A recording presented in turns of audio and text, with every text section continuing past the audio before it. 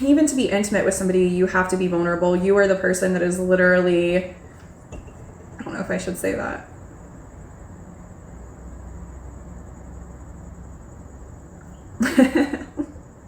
I'm just going to say that we are in a very vulnerable position. I asked where else this energy was being stored in my body, and I got my womb. So I was sending a lot of healing to my womb and clearing it out, and I saw a big hibiscus. And hibiscus is a very healing flower for the womb. I do know that about it. It helps with sacred sexuality. I've always loved hibiscus. Like, I don't know, when I was a child, hibiscus was my favorite flower. But yeah, when I looked it up, beyond the things with reconnecting and healing your sexuality, it also helps with finding passion in life and passionate self-confidence, a deep lust for living, anything that has constricted your ability to feel pleasure like in life, not just sexuality and in your mission, and to have passion for your desires and courage to chase them down. Luxurious self-enjoyment. It also helps broaden your view of the world or what's possible for you in the world, and it helps with being vulnerable and stuff too. Being vulnerable and not being afraid of it. You know, as a woman, we do have to be vulnerable. I mean, even to be intimate with somebody, you have to be vulnerable. You are the person that is literally, I don't know if I should say that.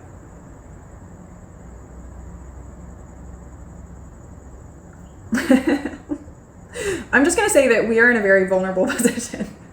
We can also get pregnant, so that's vulnerable too, but I will leave it at that. I was also thinking about how I've had so much creatrix energy that I've never had anyone that I've dated be afraid of getting me pregnant. And the last few men that I've dated have all been like terrified of getting me pregnant. Like they've all been like very paranoid about it and like cautious. And, you know, I even had like one situation where something happened. I had to take a morning after pill, which I really don't like taking pharmaceuticals and stuff. That was very traumatic for me. But there's been a lot of a theme of that. And I have this intuitive lady that I get advice from sometimes, and she told me towards the end of last year to be careful because there was a lot of energy of pregnancy around me and that I could get pregnant. And I think it's funny because I've never told that to any of these men and they're all paranoid. So that came up in that moment and I was like, oh, I just have a lot of like womb energy and like creator energy because I'm building my legacy essentially. Like I've never been as passionate about my work and my calling as I am now. So I think that's the real energy people are feeling. But obviously I'm also very fertile. I asked what my womb needed to heal, and it said it needed time. And I was getting that I haven't been resting enough whenever I'm bleeding. And I used to always take a lot of rest, but you know, the last few months in particular, I've had a lot of energy. And so I've just been going through it. But I do feel like I have less energy for the rest of the month, and I need that retreat time. But it's like things have been happening, special party, whatever. And so I kind of pushed through it, and it was like, no, I need that time. And also time in sensual situations to like warm up and stuff and not push things. I was also getting that.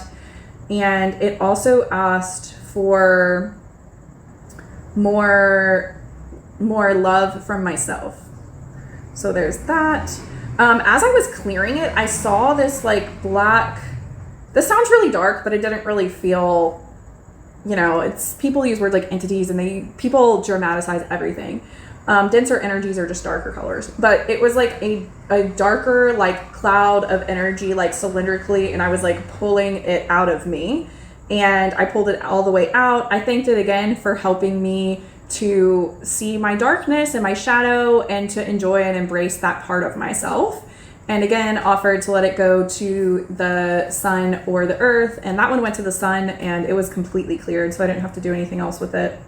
I've also been having a lot of stuff recently about how I'm moving. I've moved from there's 4 archetypes for women. It's maiden, mother, wise woman, and crone. And basically, I've only recently moved from maiden into kind of like a combo of mother and wise woman.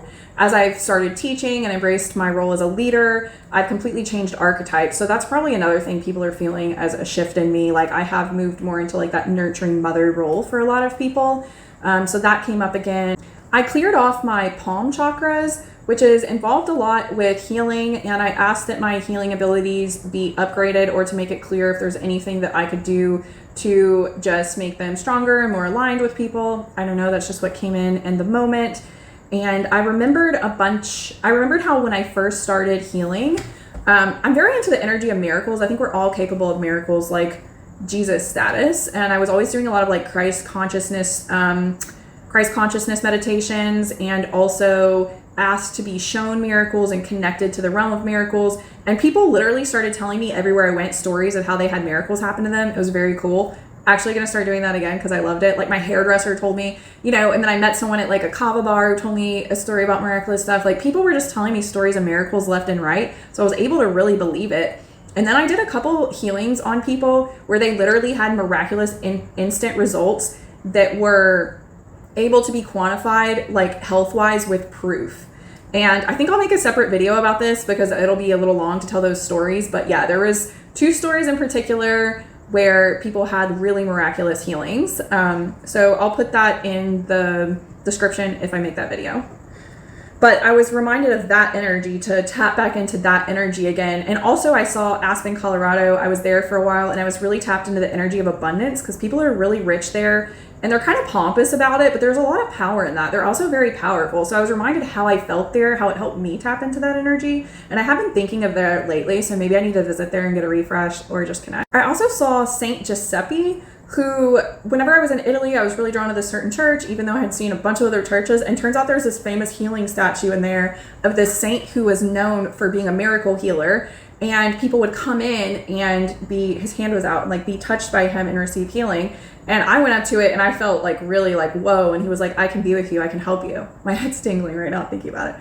And my sister came in with me and she felt really strong energy too. And I remember we came out and my brother was like, how was it? And I was like, I can't even explain it. There was this like saint and I was like, he was just like, okay. But yeah, so I had a really miraculous experience. And for a long time I was calling on him, but I had kind of forgot about it. So I'm going to start working with him to get back more into the miracle zone. I'm always wanting to get more into the miracle zone. No matter how deep I am in the miracle zone, I'm ready to go deeper. That's a big part of my energy in this life, is the energy of miracles, instant healing, immortality. That's 5D. That's love consciousness. That's Christ consciousness. That's the same energy as like Atlantis and Lemuria. Like all of those things are intertwined and is like a similar energy.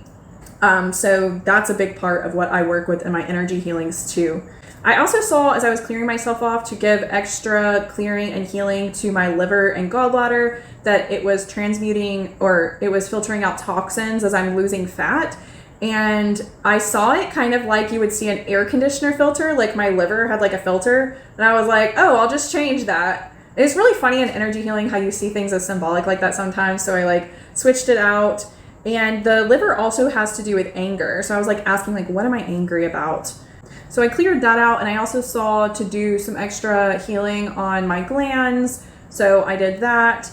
And then I think I was pretty much done with the healing space at that point, and that's when I transitioned into channeling.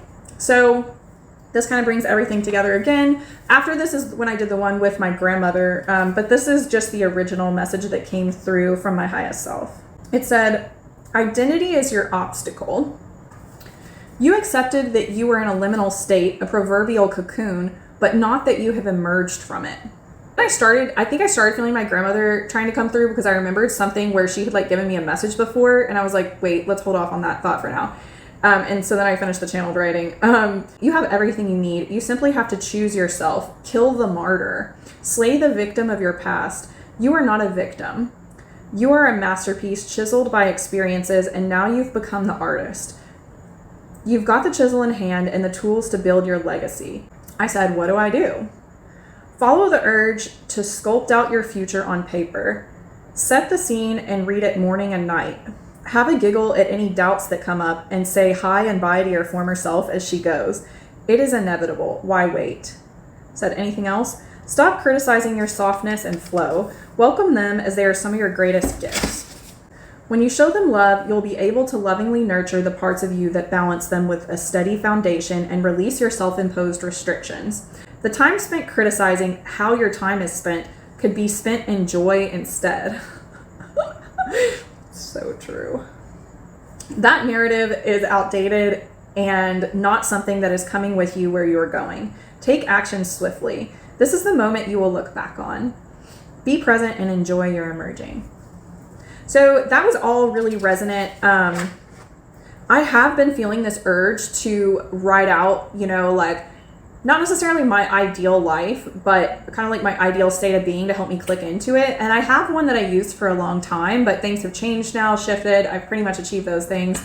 So it's on to a new one. But every time I get the urge, something always gets in the way and I never sit down and write it. So I will be doing that tonight or first thing in the morning, and stop ignoring my higher self trying to tell me to do that. Also, criticizing my softness and flow is an issue because, like I said, having more of that steadiness and structure is the thing that I know is missing for me. And so sometimes I blame that on my softness and flow. But this made me see like, oh, it's not the fault of your softness and flow. It's like a separate thing. Like you need both. You don't need to stop being soft and flowy. Like that's the thing that I'm here to be, and that is like one of the things that people love about me too, and that I love about myself. So I don't need to stop doing that. I just need to have the other part also. And it's basically like when you stop criticizing that and you love it instead, that self-love is going to help you build that structure, that foundation that turns all of these, ideas into physical reality. So I thought that was really awesome and profound. And then of course I spoke to my grandmother, and that was lovely. I think that's everything. If you're curious about flower healing, I do give healings, and the energy I use is the frequency of different flowers, whatever comes forward for you, and also a 5D Atlantean energy that's very high vibrational. And like I said, it is that 5D love consciousness, Christ consciousness, miraculous sort of energy. If you're on that vibe and you like that, it's very good at not just healing things, but activating people's gifts.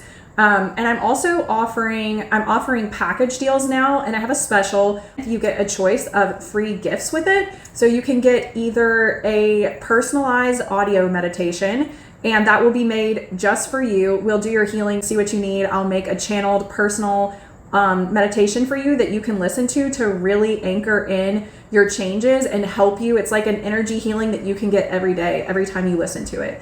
And then, so you can choose between either that, or I'll send you a flower essence for one of the flowers that comes up in your healing so that you can work with it physically and really embody it. So I have those packages going on. You can comment or message me on Instagram if you like to book those or find out more about them. Instagram is my main social media platform. I also post my channeled messages on Threads if you're interested in seeing them in written form, if you could absorb them better in that manner, just like reading things. So yeah. Please follow me and subscribe if you're interested in seeing more. We have a couple days left in this 7-day manifestation experiment, and then we'll see what Spirit has next for what's coming. So yeah, thank you guys for watching, and I will talk to you soon.